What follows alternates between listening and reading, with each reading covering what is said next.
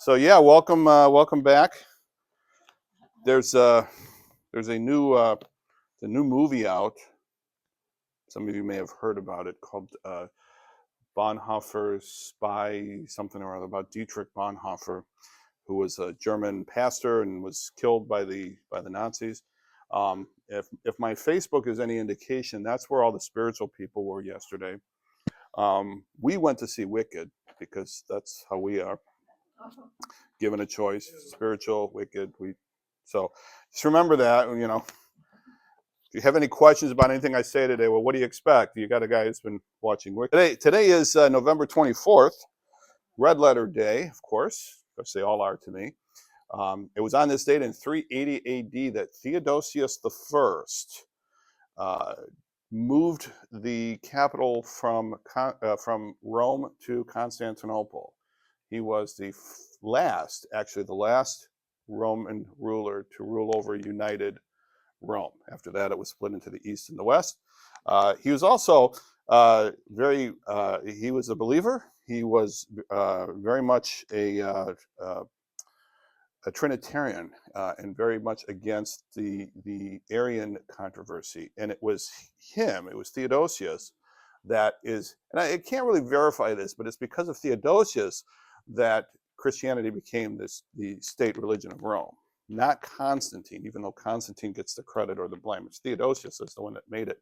And Theodosius is the one who called the Council of Constantinople as emperor in 381 to settle the whole Nicene Creed thing, because when the Nicene Creed was first done at the Council of Nicaea in 325 AD, the role of the Holy Spirit was not quite nailed down as well as a lot of people wanted it to be in the Creed. And correct me here, Paul, if I'm wrong, as I understand it, in the Nicene Creed, essentially they said that the Holy Spirit was of a similar substance to God. And people were saying similar is not quite strong enough. And there's the Greek word, one of them is like homoousis and the other one is homoustis, something, they're very close. It's like one letter difference between them. And so in 381, they had the Council of Constantinople, which changed and added some things about the Holy Spirit, specifically to say that it was of the same substance as the Father and the Son. And so now when you say the Nicene Creed, or when you see the Nicene Creed, you're actually seeing the Nicene Creed as interpreted by the Council of Constantinople. But that was all put together by Theodosius I, who was Theodosius the Great.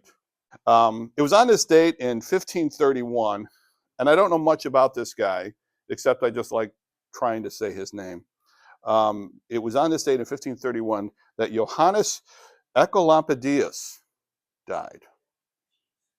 Yes, I know. He was a friend of Ulrich Zwingli, and Zwingli was he was like the other great reformer. You hear a lot about Luther, but Luther was in Germany, and Zwingli, like almost simultaneously, was in Switzerland. And he led the Reformation, what became the Protestant Reformation there. Zwingli did. The difference is that Zwingli was a political leader, general, and ended up getting killed in battle when he was just 41 years old. And ultimately, his position was taken over by John Calvin. It's not directly, but it's pretty much, first Zwingli was the big guy, then it was Calvin. And so Calvin is considered a second generation reformer. It's just one of those things that those of us who like history like to split that. Calvin is a second generation reformer, but be that as it is. But speaking of other second generation reformers, John Knox died on this date in 1572 in Scotland. John Knox is somebody who basically created the Presbyterian Church as we know it. And a lot of Reformed practice in the U.S. and England is the result of John Knox, as much as John Calvin. And John Calvin was a great writer and kind of the brains behind it, but John Knox really kind of put feet to it.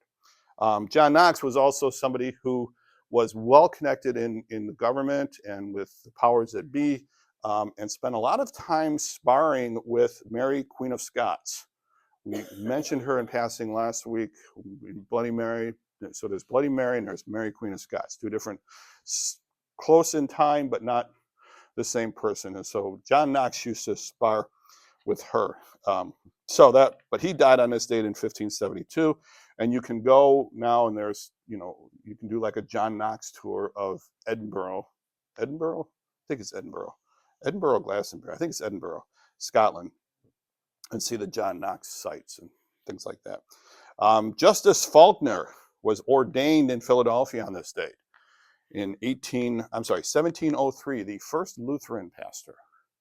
In 1703, a big party, lots of music and all that kind of stuff. In 1836, Robert Murray McCheyne was ordained in Scotland. I know, man, seems like only yesterday. Robert Murray McCheyne was a Scottish pastor, preacher. He didn't live very long. He only lived for like 31 years old when he died. But two things about, he's very devout, and two things about him that are significant. One of them is that he had a biography written about him, the memoirs of Robert Murray McCheyne. A book that I have. I'm seeing this note, and why does I remember? Then I realized, oh wait, I've got that book. And I realized I've had his biography for like 40 years. And I'm certain I read it when I was in college, but I don't remember a whole lot about it. But I've got it.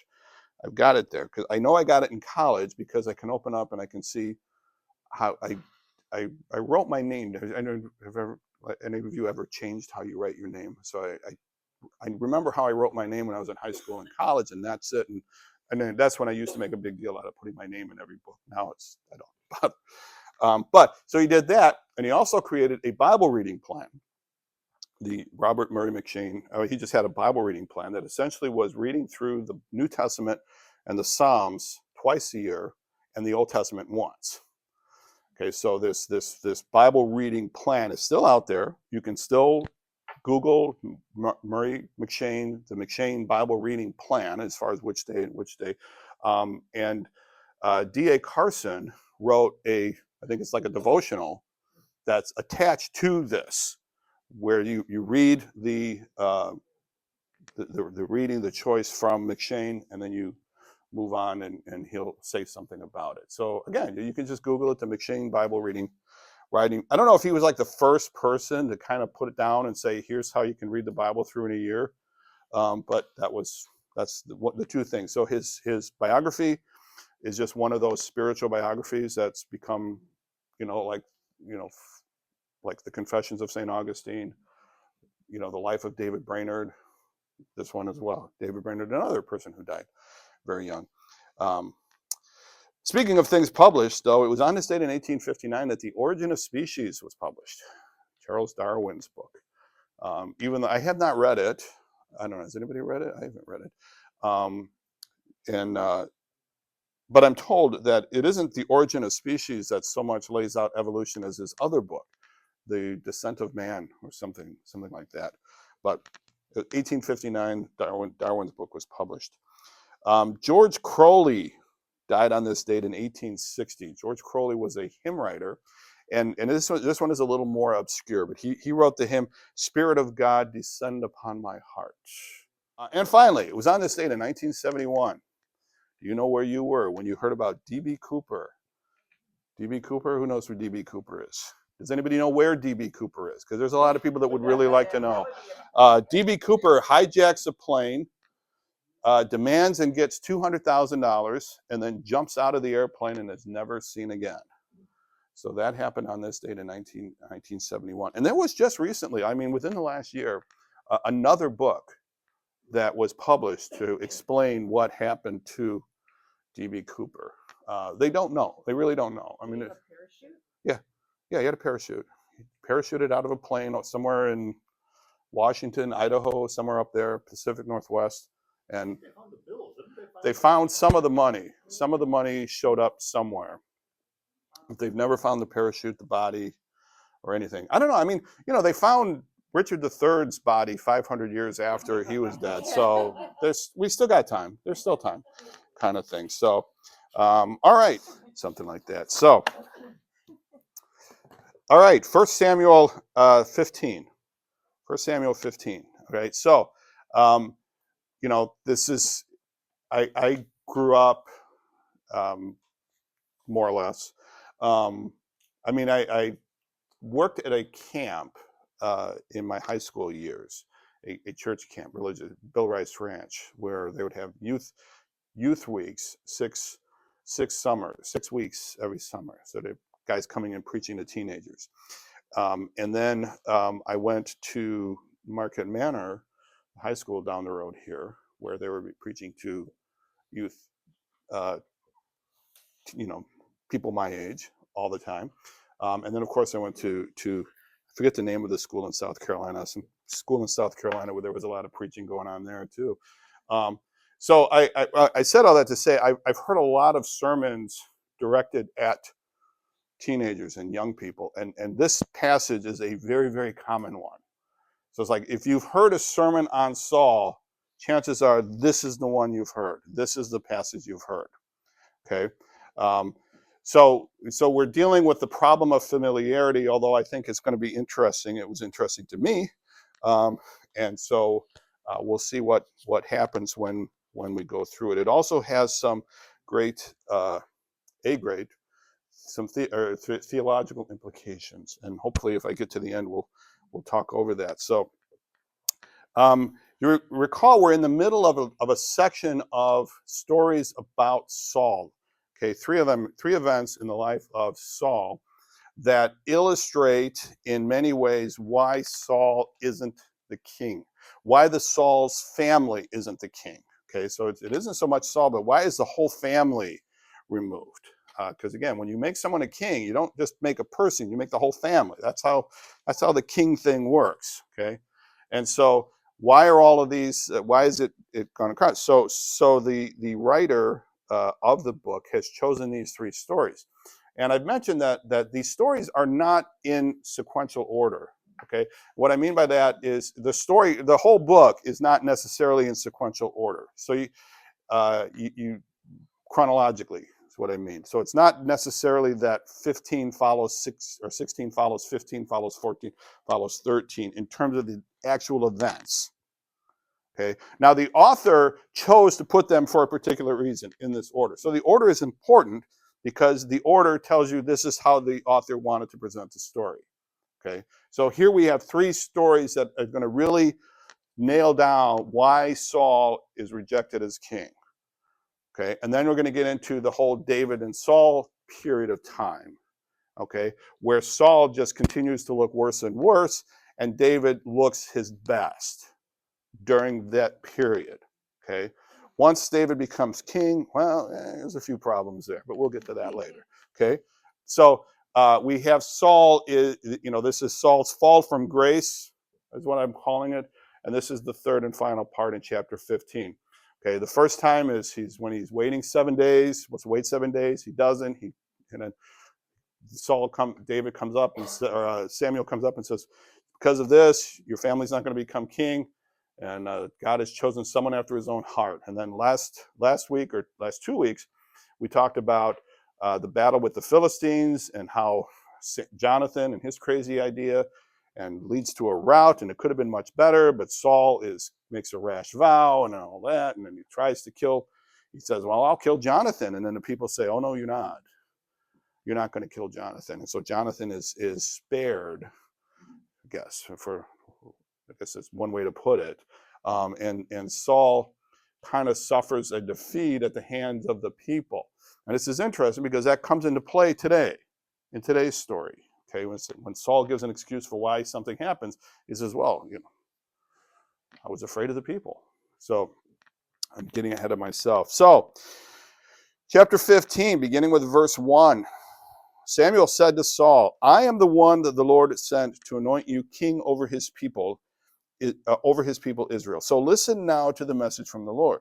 This is what the Lord Almighty says. I will punish the Amalekites for what they did to Israel when they waylaid them as they came up from Egypt. Now go attack the Amalekites and totally destroy all that belongs to them. Do not spare them. Put to death men and women, children and infants, cattle and sheep, camels and donkeys. Cats and dogs apparently escape. I'm just kidding. So if you remember in the last chapter, again, another illustration of one of the things that they say that Saul did is that Saul defeats the Amalekites in chapter 14. And now here we have a story. Now, again, if you insist on a literal, okay, this, then there's two Amalekite stories. I just think that this was they put it in there, and now we're going to tell the story of the Amalekites. Okay. Now the Amalekites, that story is in Exodus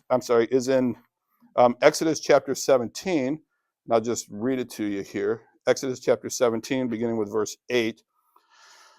The Amalekites came and attacked the Israelites at Rephidim. Moses said to Joshua, choose some of our men and go out to fight the Amalekites. Tomorrow I will stand on top of the hill with the staff of God in my hands. So Joshua fought the Amalekites as Moses had ordered, and Moses, Aaron, and Hur went to the top of the hill. As long as Moses held up his hands, the Israelites were winning. But whenever he lowered his hands, the Amalekites were winning. When Moses' hands grew tired, they took a stone and put it up under him, and he sat on it. Aaron and Hur held his hands up, one on one side, one on the other, so that his hands remained steady till sunset. So Joshua overcame the Amalekite army with the sword. Then the Lord said to Moses, write this on a scroll as something to be remembered, and make sure that Joshua hears it, because I will completely blot out the name of Amalek from under heaven. Okay. So Moses built an altar and called it, the Lord is my banner, etc. And the Lord will be at war against the Amalekites from generation to generation. Okay, so this is a promise made to Moses that at some point he's going to blot out the name. And so now, Samuel has a message for Saul. God wants to finally punish the Amalekites, and he wants Saul to do it. Okay, so this is, again, we know the story from Moses that when the hands went down, the battle went the other way, and so Aaron and Hur held their hands up. I've always remembered Aaron and Hur because in one of those high school things that I was in a Bible contest, trivia contest or knowledge contest, something like this. And one of the questions was, who are the two guys that were holding up Moses' hands? And I got it wrong. So it's one of those things where, you remember things that you got wrong. I don't remember any of the questions I got right, but I do remember the one I got wrong. Aaron and Hur in Exodus 18. That's probably what I said. I don't remember. I just know that I didn't say the right answer, kind of thing. Okay, and so God gives Saul this message. Okay, and he says, I want you to go and take care of this promise I made a long time ago to destroy the Amalekites. You're going to do it. Its time has come. Here we go. Okay, so there's a lesson there, and God's promises and come true, and eventually he's going to get around to taking care of the Amalekites. And by punish, he means completely, totally destroy them. Okay, the Hebrew word there is herem, H-E-R-E-M, and that's the anglicized version of it. We talked about this. You may remember Pastor Jared talking about this when he was talking about Joshua, that this was how they did things there. That you didn't just. There was no such thing as nowadays when you send something in, you send a missile in. It's okay as long as it's at a military target. But if it's not at a military target, then you stepped across the bounds. Well, that concept didn't exist here. Okay, and the Amalekites had gotten on God's bad side. Lesson there: don't get on God's bad side. For blocking what he wanted them to do. He wanted the Israelites to go through, and the Amalekites said, no, we're going to stop you. So, well, I'm going to get you someday, and he does. Okay, and he says, Saul, go in there and destroy everything. Okay, everything. Okay, so this is kind of the opposite of the what part of no don't you understand? It's like, what part of everything don't you get? Okay, is this a part of everything? Yes, that's kind of the definition of everything. Okay. So he goes and attacks him. So Saul masses his army. So Saul, verse 4, Saul summoned the men and mustered them at Telem, 200,000 foot soldiers and 10,000 from Judah. Okay, so he masses his army. Now the question is, how many? How big is it? Now 200,000 is a pretty large army. Okay, considering the size, and some have looked at this and thought there's really no way he could have mustered 200,000 people for this battle, just based on the population and the growth and all of that kind of stuff. And there's another where it says 200,000. That word can be translated or used to mean units, like an army unit, like 200 battalions or 200 whatever other platoons kind of thing. And it's the same idea with when the Israelites left. You know, I mean, my pastor of my church when I grew up was constantly talking about, you know, his go-to 2.5 million Jews, 2.5 million Jews, and that may be, we don't know. Okay, we don't know the exact number. They didn't have a good thing. But when we were in Israel, we're at a point, and we were at a point we say this is almost certainly the route, or very similar to the route that the Israelites would have come. And our leader, Ray Vanderland, was pointing out there that, you know, that there was an idea that there was over 1 million, 2 million people. And you say, well, can you imagine how difficult it would be for 2 million people to move? Okay, just the moving of it. Okay, again, how many of you remember back to the days when you had kids at home and, you know, 2 kids getting them to church? So you have to get 4 people in a car to church, okay? How much effort did that take, okay? And now you're talking about getting 2 million people to move, okay, in any sort of, and, you know, the Bible says that they wandered. So could it be 200,000? Yes. I wasn't there. I didn't count them. But an alternative way to look at it is to say it could be 200 units, meaning whatever, you know, if the unit was 1,000 people, then it's 200,000. But if the unit was 50 people, then it's quite a bit less. Okay, it's still a large group. He gets a large group. It's large enough to get the job done. It's just one of those kind of translation things that, you know, it's not a hill worth dying on. If somebody comes up to you and says, you know, the Bible is not true because there's no way Saul could have gotten 200,000 men, you go, okay, maybe 50,000. Yes. The president of Wheaton College, Philip Ryken, actually wrote an article defending the notion that the word 1,000 in Exodus should be translated clan. So 600 clans. Clans. Okay, Groups, yeah. Thousands. So he gets this. Now the interesting thing, and I don't have an explanation for it here. There's a couple of details in this story that are just kind of thrown out there, the meaning of which has kind of been lost to us. Okay, because again, this was written to a particular culture, to a particular group that would have understood things. And sometimes, you know, even in the New Testament, Paul will refer to a name that we have no idea who the person is. We really don't. But the people who got the letter did. Okay, so it meant something to them at the time. And we just kind of go, I mean, sometimes people go really nuts, you know, analyzing the name and all that, but whatever. So, the little detail here is that he said he got 200,000 men and 10,000 from Judah, which is kind of interesting to me. It's like, okay, what? So if I know, and wasn't a math major, but to me it's like Judah's underrepresented here. Okay, because that's not 1/12. 10,000 is not 1/12 of 200,000. Okay, so why is this? You know, I mean, I've mentioned that the overwhelming tenor of the book is to show why David, who comes from Judah, is the better king. Why this little thing on Judah? I don't know. To me, I don't have a good explanation for it. It's just an interesting little side note that the author throws in there. Saul went to the city of Amalek and set an ambush in the ravine. Saul went to the city of Amalek and set an ambush in the ravine. Then he said to the Kenites, "Go away, leave the Amalekites, so that I may destroy you along with them. For you showed kindness to all the Israelites when they came up out of Egypt." So the Kenites moved away from the Amalekites. Okay, so who are the Kenites? Okay, well, he says right here they've showed some kindness. Some Kenites that you might recognize: Jethro, Moses' father-in-law, which means Moses' wife, which means there's Kenite relatives in there, and Jael, Remember Jael with the nail? Okay, she's a Kenite.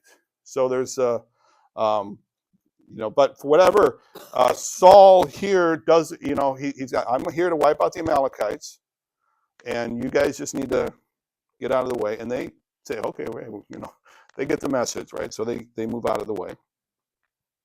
Then Saul attacked the Amalekites all the way from Havilah to Shur, near the eastern border of Egypt.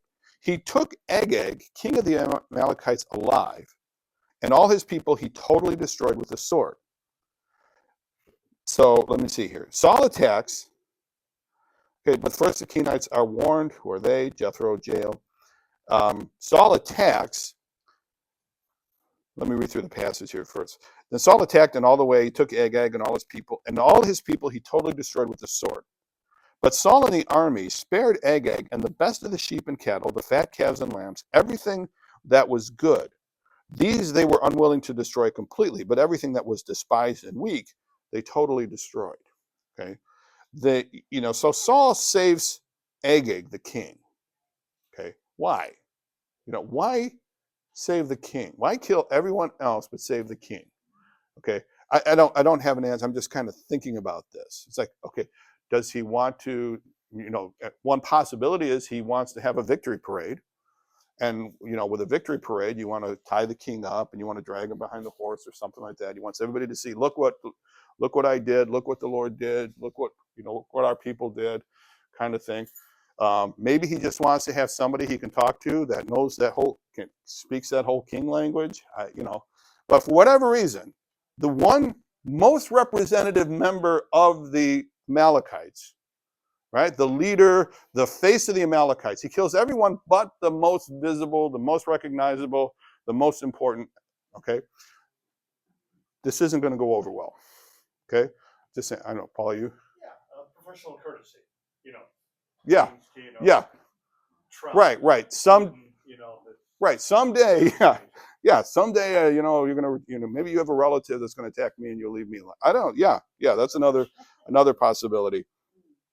Okay, and everything that was despised and weak. Okay, so he leaves the king alive. I don't know.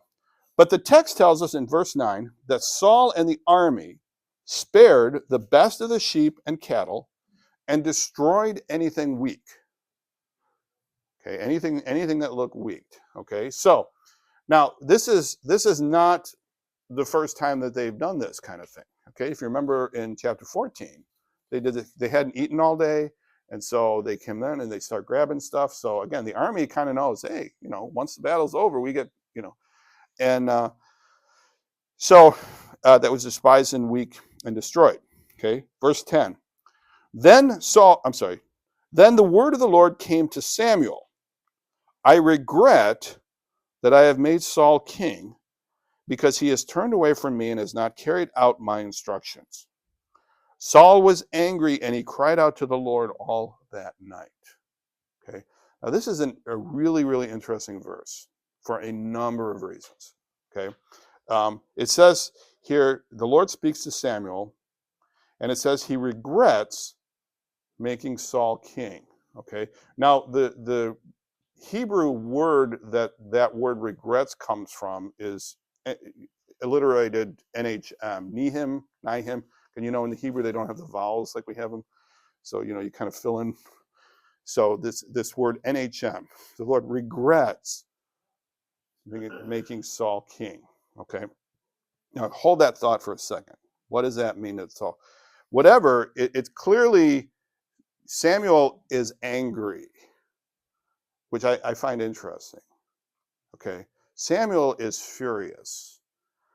Okay. It's like, I don't know what Samuel is thinking at this point. I just kind of imagine your boss comes to you and tells you to do something, and you say, that's not a good idea. And your boss says, no, it's going to be great. It's going to work out great. It's going to be wonderful. And you say, well, you're the boss, so.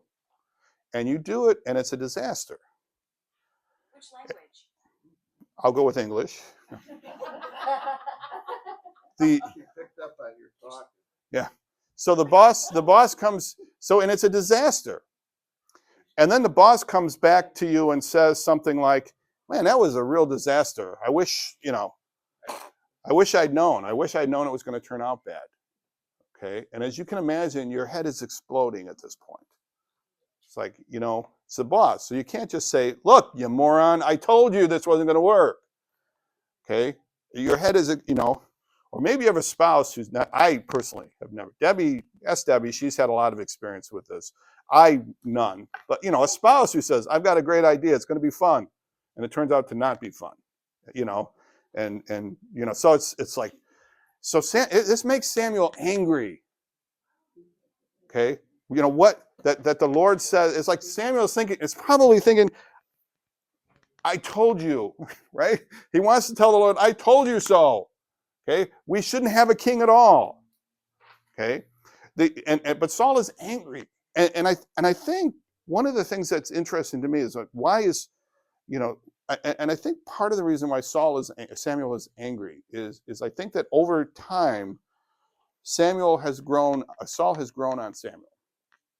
Okay. I'm going to throw that out there because it's going to come back at the end of the chapter. That Samuel has met with him, he's talked with him, they've been the key two for the country for some length of time. Okay. Years. Who knows? I mean, Saul is king somewhere around 40 years. We don't know when this is happening in there, but he's well into his kingdom. So I'm going to just throw down, it's at the 20, 30 year mark this is going on. And Samuel has gotten used to Saul, but he's just angry about it. And he cries out to the Lord all night. And he cried out to the Lord all that night. Okay, so he spends all night about this. Now, what's he praying about? What's he crying out to the Lord for? Okay, well, we don't know, but I'm guessing he's crying out for Saul. Okay, but that's my speculation. Okay, it could be, who's next? What's going to happen next? We don't know. Maybe that's what he's crying out for. Samuel's angry, and he cried out to the Lord. Why did you? Maybe he's saying, why did you let this happen? Okay, why? Which is a good question. Which if I get to the end, we'll talk about it. Early in the morning, Samuel got up and went to meet Saul. Okay, so Samuel's now got another message for Saul. It says, Saul has gone to Carmel. There he has set up a monument in his own honor and has turned and gone down to Gilgal. Okay.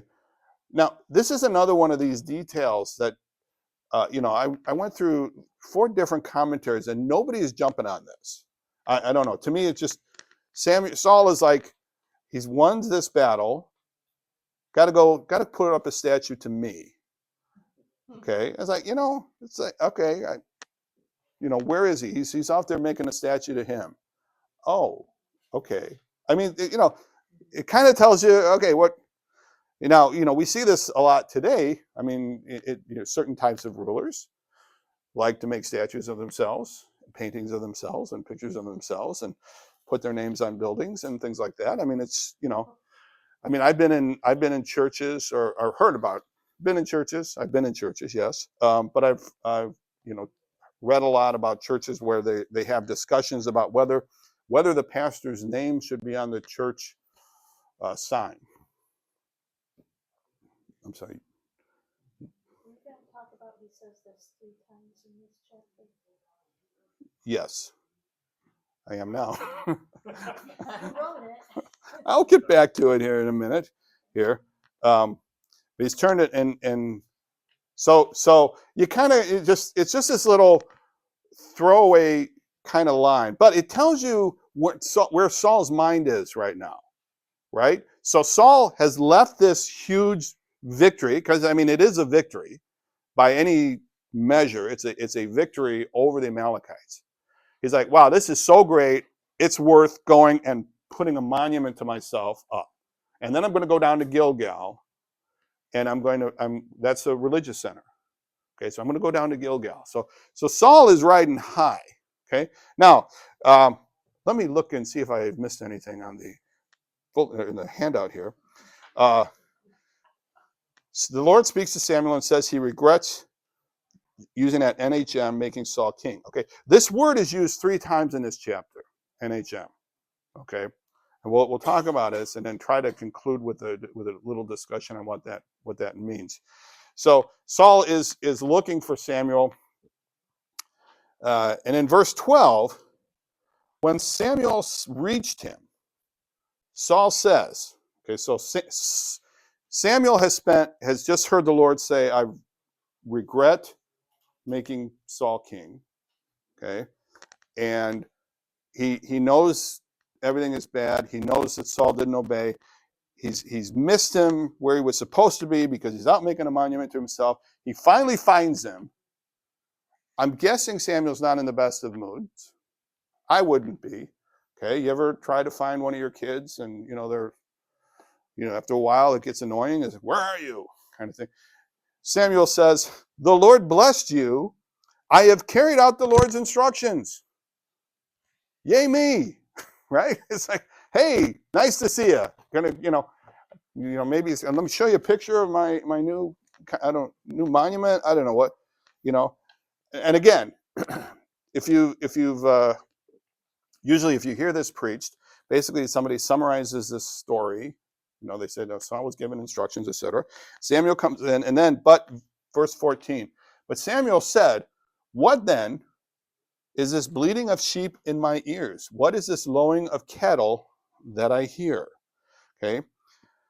So Samuel finds him at Gilgal, okay, this religious center, and Saul is Mr. Positivity.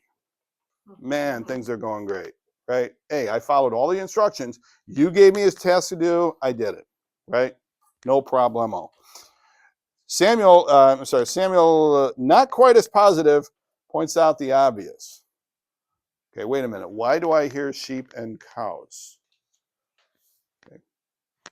Just why do I hear sheep and cows? And he knows, and Saul knows that Samuel knows, and Samuel knows that Saul knows that Samuel knows. And so immediately, I like this. What is this lowing of cattle that I hear? Verse 15. Saul answered, the soldiers brought them from the Amalekites. Okay. They spared the best of the sheep and the cattle to sacrifice to the Lord your God, but we totally destroyed the rest. Okay. So Saul right away deflects the blame. Okay. So, Saul deflects responsibility, and then is that the soldiers got it? Soldiers did it. And I say there, compare Genesis 3:12. That's where the Lord says, who told you you were naked? Well, the woman that you gave me. Going back to the American suffragists again, the last time I'm ever going to, just keep digging a hole. If you're going to dig a hole, dig a deep one. That's the way I look at it. Go on a blaze of glory. Okay, but it's Saul deflects, but he says it's for sacrifice. That now. What do you think here? Do you think that's what they really are for, or do you think Saul is making it up as he goes? I'm thinking he's making it up. Because if you really think about what a sacrifice is, if you think what a sacrifice is something that hurts. And so if I went to battle and I got something that wasn't mine and I turn around and give it to anyone, did it cost me anything? Is that a sacrifice? Have I really sacrificed anything? Okay, now again, I get it. It's not an apples to apples comparison because there was they needed the shedding of blood and all of that. But still, it's like that's not really. I don't know if that really it's the spirit of what all the sacrificing is supposed to be about here. So I don't really think that there was a meeting in Saul's tent where they go, listen, Saul, got a great idea for you. How about we just save the best, and then we'll come and then we'll sacrifice it to the Lord. How about want that? So I could be wrong. I could be completely wrong, but I just don't think that meeting took place. I think Saul is on the defensive here, and he realizes, ooh, wait a minute. Oh no, it's for sacrifice. It's for sacrifice. Okay, it's for a good cause. It's kind of like you ever see this stories. Every once in a while, stories happen. And you'll see that, and it always bothers me that some kid goes to a school And maybe I'm sensitive to these kind of stories these days. I don't know. Some kid goes to a school that has has some sort of a rule, right? You can't wear this kind of a T-shirt, or you can't have this kind of a hairdo, or you can't wear this kind of an outfit. And so the person wears that kind of an outfit, you know. So you can't wear a T-shirt. You can't wear a T-shirt with a message on it.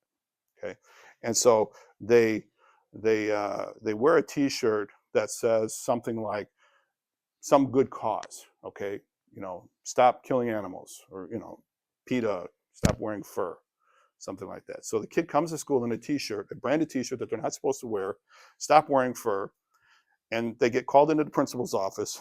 And then it doesn't become the fact that the kid is breaking the rules. It's the school quashing a PETA shirt kind of thing. It's like, wait a minute, the kid went to the school knowing he wasn't supposed to do that. And yet now suddenly it's because it's a PETA T-shirt. Now the school is the bad guy for enforcing the rules that the school set up in the first place. Here, kind of thing. So now Saul is like, oh yeah, it's bad, but it's for a good cause. So you can't really blame me, right?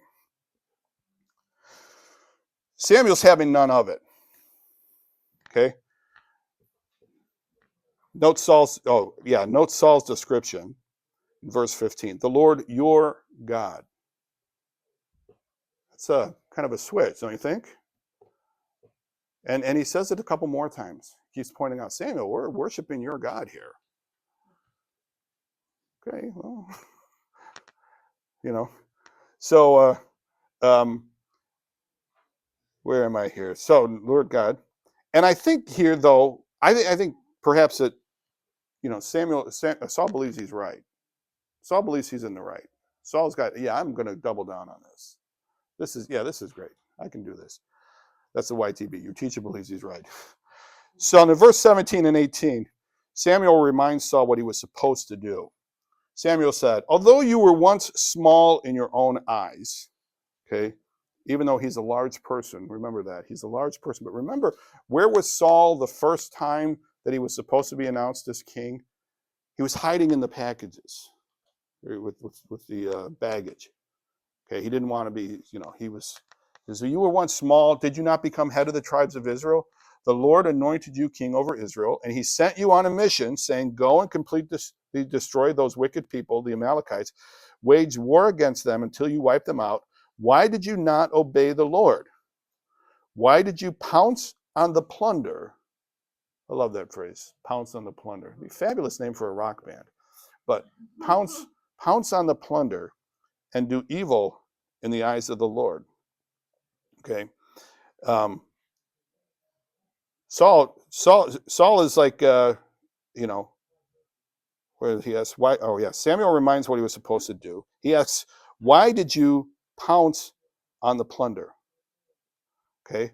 Why did you not obey the Lord? Why did you pounce on the plunder and do evil in the eyes of the Lord? Note to not obey here is the same as doing evil in the eyes of the Lord. Okay, just, we talk about sins of omission and sins of commission kind of thing. It's like, I don't know that there's really, it's not a qualitative difference. I mean, you can analyze it all you want, but it's like, not to obey is to do evil. That is, not to do is to do. Okay. And he's going to go to, but then Saul, why did you pounce on the plunder? Saul doubles down. I mean, he's like, but I did obey the Lord, Saul said.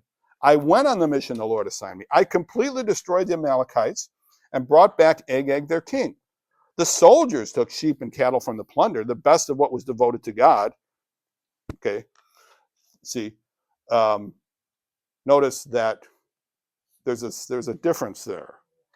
Okay, the soldiers took sheep and cattle from the plunder. The best of what they took was devoted to God.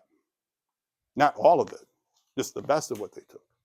So it's for the Lord. We're going to sacrifice this. We're going to take 10 cows and we're going to sacrifice one. Well, that's a little shift, right? That's a shift from where we were beforehand. Okay. It says, I did do what you wanted with a few exceptions. Just a couple. It was close. It was almost. I almost did exactly what you wanted. Okay, and this is, I mean, it sounds like a silly, almost petulant kind of child, father, parent conversation. Clean your room. Well, I cleaned half of it. Well, then your room's not clean, is it? Well, I cleaned half of it. Yeah, but it's not clean, is it? No. Well, but I did half of it. I have this thing. Can I turn in, like, I'm working on this paper where they need 3 paragraphs. Okay, that's been talking about. You need 3 paragraphs in this paper, and trying to get seniors to write 3 paragraphs is like pulling teeth. Let me tell you, it's like just way more difficult than you think it would be. But I get a question. Can I just write 2 paragraphs and get full credit? No, you can't. And then somebody asked me, then there's all these preparatory assignments that lead up to the main paper, right? So there's a preparatory, kind of like rough drafty sort of things. And one student asked, "Do I have to do those?" No, you don't. I'm grading them. If you don't turn them in, you're going to get a 0. But you don't have to do them. I can't make you do it. I can't make you do it. I can't make you turn it in. I'm just telling you, if you don't, this is the grade you're going to get. So make the decision. You're a senior. Come on. Why are we having this conversation? Saul is telling Samuel, I did obey the Lord. I did obey the Lord. Okay. So by doing this partial obedience, and it was really close to completely obeying. I mean, they totally wiped out everything. As far as we know, all of the people are gone except for the king.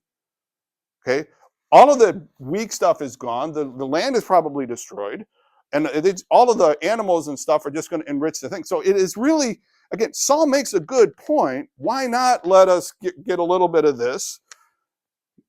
It's really close, really, really close to full obedience. Just much. Okay.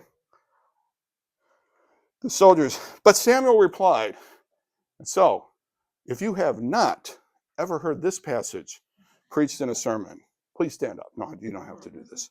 "Does the Lord delight in burnt offerings and sacrifices?" And I mean, this is like a huge statement he makes. It kind of gets, what's the point of all of the Levitical laws? What's the point of all of the sacrifices? What's the point of all of this kind of stuff, And it's all about obedience. Okay. Does the Lord delight in burnt offerings and sacrifices as much as in obeying the Lord? To obey is better than sacrifice, and to heed is better than the fat of rams. For rebellion is like the sin of divination, and arrogance like the evil of idolatry. Okay. So note, not to obey is equivalent to doing evil. Saul doubles down, in effect, saying, "I did exactly what you wanted, with a few exceptions." Saul replies with one of the great passages, or what I call the great passages of the Hebrew Bible. To obey is better than sacrifice. To heed is better than the fat of rams. For rebellion is like the sin of divination, witchcraft, and arrogance like the evil of idolatry. Okay, so idolatry would require some sort of an idol to worship. And where was Saul just before this? Making an idol to himself. Making a monument to himself, making an idol to himself. Okay, so it's like an arrogance. It's like the evil of it. Okay, I'm going to finish with this thing. Saul says, now you may not be able to tell, but the "says" there is in italics. Okay, Saul says exactly the right thing. I have sinned. I violated the Lord's command and your instructions. So far, so good, right? If he would have stopped there, it would have been great. Okay, now again, we're just reading it. We don't have the tone of voice. Okay, we don't know how serious he is, or he could. I've sinned. I obeyed. But I have sinned. I violated. Then Saul says exactly, I have sinned, but he goes on and blames the men. Okay. I have sinned. I violated the Lord's command and your instructions. I was afraid of the men, and so I gave in to them. Now, what makes you think, why would he be afraid of the men? Well, because if you remember back a chapter before, or in a previous event, again, we don't know the time, but in the previous chapter, Saul was willing to kill Jonathan. And the men said, "No, you're not." Okay, so are these two related? Did Saul have this understanding that, hey, you know what, I'm not that much of a dictator? I don't know. That may be the case, or he may be just blaming. I like the whole he's just blaming, but kind of, he says, I was afraid of the men. Now I beg you, forgive my sin and come back with me so I may worship the Lord. But Samuel said to him, I will not go back with you. You have rejected the word of the Lord, and the Lord has rejected you as king. Okay? Samuel's not buying it. Okay? Now again, some people, there's one commentator made a big thing about, Saul is asking Samuel to forgive him, and God is the one who forgives, not Samuel, and all of that. And I mean, that's true. That's right.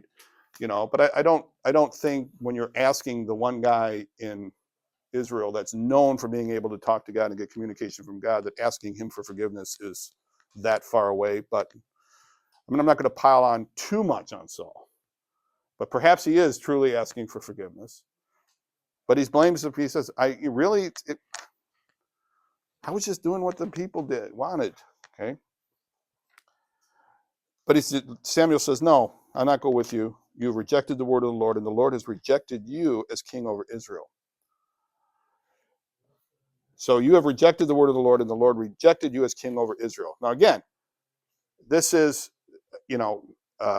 this is the third story in this sequence of events so that people reading it would know, okay, that's why Saul's not king. That's why Saul's family is not the king. That's why Jonathan and Ishbosheth and Mephibosheth and all of those guys aren't the king of Israel anymore. Okay.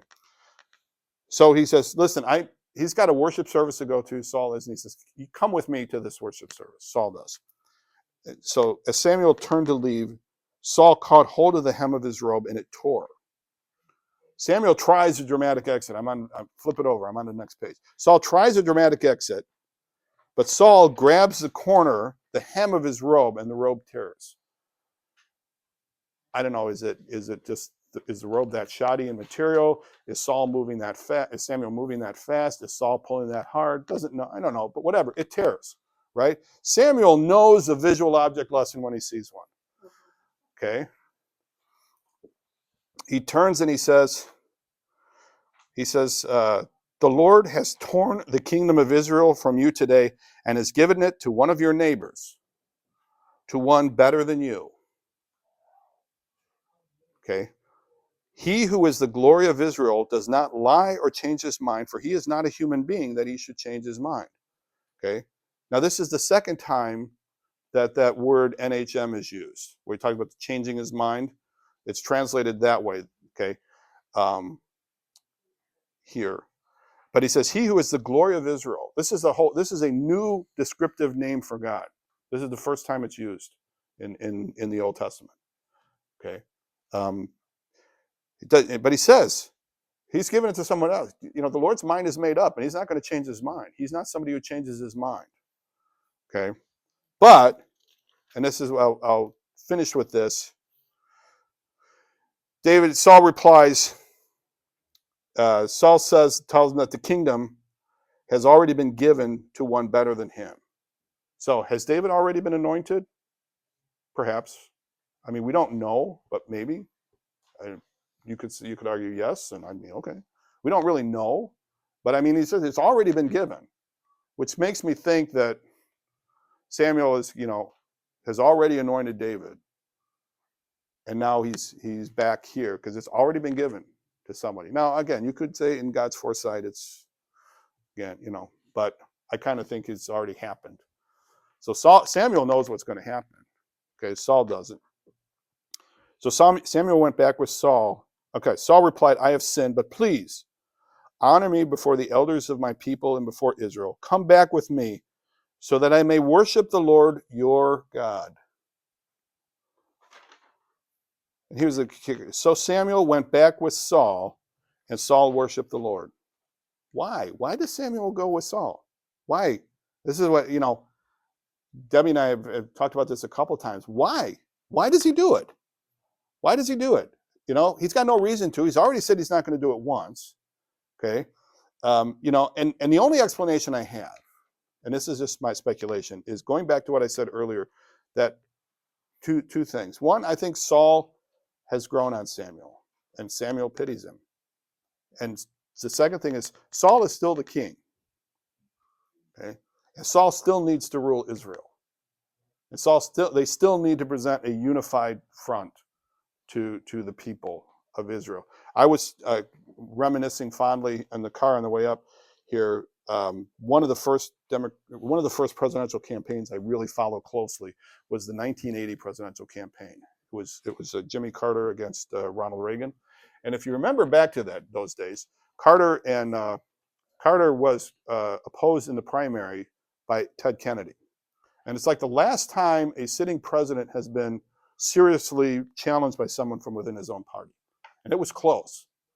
It was close. Okay. It was a bitter race and all of that kind of stuff. And the Democratic Party was hopelessly split and Carter lost. Okay. But, the ultimate, Carter won the primary, won the nomination, but lost the presidency. So they'd had this months-long, bitter primary campaign. Some of you may remember that. And then at the convention, they brought Kennedy up at one point, and Jimmy Carter's on stage. You guys remember Jimmy Carter smiling, happy, always happy guy. And so they bring Ted Kennedy up for a show of unity, right? Because they do this kind of stuff. And you can go back and see pictures of it. The pain in Kennedy's face, the uncomfortable body, he just does not like being there. But he's a player. He does what he's got to do, kind of thing. And I kind of imagine when I thought about Samuel and Saul standing up in front and worshiping, I kind of remembered that this doomed leader with somebody else going, I don't want to be here, kind of thing, but doing his thing. I'm going to finish. It's too late. I'm sorry. Thought I was going to get through this. I should know better than that. I'll finish it next week. What happens? Samuel then kills Agag. I'll fill in that little detail. Samuel kills Agag. Yes. Samuel went with Saul to finish what the Lord had told them to do. Well, he certainly did. I mean, I know. So it's like, well, Saul, obviously you're not going to do it. You're not even claiming God as your Lord. So I'm going to at least do some obedience. Yeah. On your behalf. And yes. But the problem is that at first he said, I'm not going to go back. Because he'd asked him in verse 20, in verse 27, he says, I'm not going to go back. And then I think when he finally said he is going to go back, he thought, oh, well, maybe proactively he thought, okay, I'm going to go back. And so Samuel, old Samuel, bring me Agag. So Samuel the priest, Samuel the prophet is the one that kills Agag, in front of everyone, in front of Saul. I mean, that, kind of thing. I don't know. There's some more to it because, again, we get back to this, and I'm not trying to avoid it. There is the question, the NHM question. Did God make a mistake when he chose Saul? Now, the King James translated it that the Lord repented, which is where this whole thing got in. So it's going to be an interesting discussion. He didn't make a mistake, but that's kind of how we're going to lead the question. So, all right, thank you very much. See you. Contact with God.